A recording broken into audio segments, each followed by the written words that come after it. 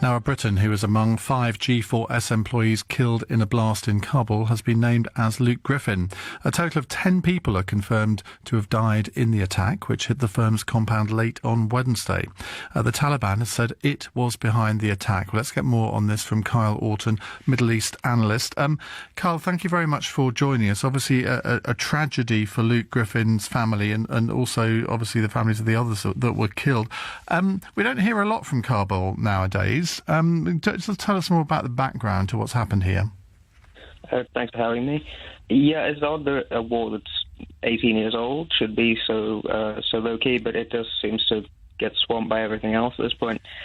Luke Griffin worked for G4S, which is a private security firm, and he was killed in the center of Kabul by a car bomb. So the two sort of main issues that come off from this are, one is the increasing privatization of the war force that we're putting out. So because of political factors, people don't want to risk this kind of thing anymore. After Iraq and Afghanistan, it's not very politically popular. So one way to get around this is to put in people who are private, formerly private firms, but they sort of semi-working for the government.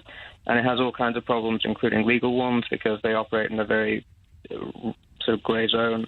The bigger problem, though, is obviously that, again, this was in the centre of Kabul, next to the British Embassy, which is what the G4S was protecting.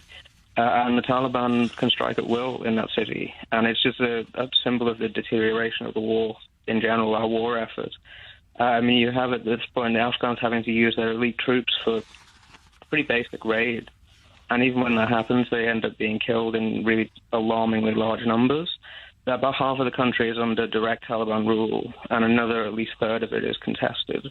And the problem is that it's probably a great deal worse than that. It's just that the coalition's figures are very heavily massaged to play down the bad news. So it's looking very, very grim. Kyle, thank you very much. That's Kyle Orton, who's a Middle East analyst. At 7:42, the government is set to relax its immigration rules to let more foreign doctors